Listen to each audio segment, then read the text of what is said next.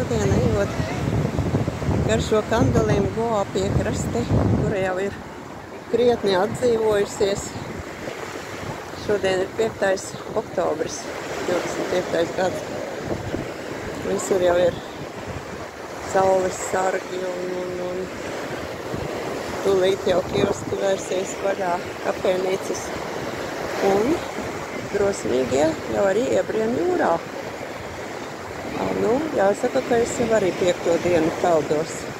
Ja to var saukt par peldēšanos, tāpēc, ka viņi ļoti spēcīgi un faktiski tur jāturās, lai noturētos kājās, un atkal straume vēl ķiekšā no krasta. Tāpēc ir diezgan jābūt visu laiku uzmanīgam, kad vilnis nāk. Bet, jebkurā gadījumā nedaudz imitēt peldēšanos var. Ūdens ir ļoti silts, un tā, ka šeit ir arī tāda lēzena piekraste, tad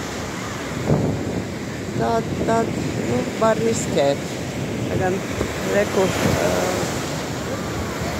sargi svilpo, kā tikai kāds paiet vairāk tālāk.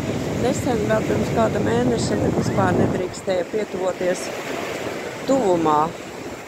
Kaut kur 10 metru attālumā un neļāva pieiet krastam. Bet jau velk uz turisma sezonas atklāšanu. Jā.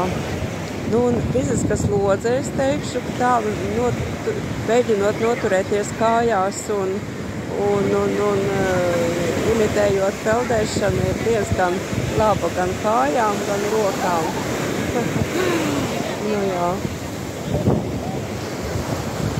Es te pagaidām biju faktiski vienīgā no citu valstu pārstāvjiem, bet jau vienu es skatos, ka viens pāris ir parādījies. Jā.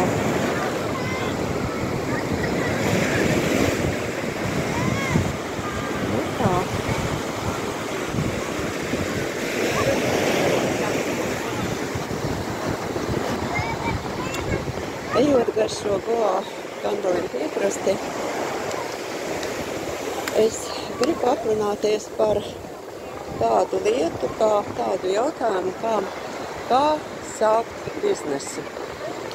Un es gribu atgriezties nedaudz tajos laikos, kad vēl pie mums šis vārds vēl netika izrunāts bieži. Kad tas viss tikai sākās, un tie bija 90. gadi. Un kā tad varēja uzsākt biznesu, un par ko es arī šodien gribu uzsvērt, tātad kā lai to izdara, tad ir vajadzīgs sākuma kapitāls. Agrāk tas saucās statūta fonds, tātad kurā vajadzēja ieguldīt kaut kādu noteiktu summu, un varēja izveidot arī SIA, dažādas struktūras, akciju sabiedrības un tā tālāk, un sākt biznesu. Un kā tas izskatījās, var sakot, es izveidoju 90. gadā savu kompāniju pirmo, kura saucās Firma Rietumi, un sāku visu no nulles praktiski. Statūta kapitālu, kuru man solīja, man neiedeva. Un es sāku vienkārši zvanīt. Jā, tas laikam tev liekas būs. Tātad nākamais moments.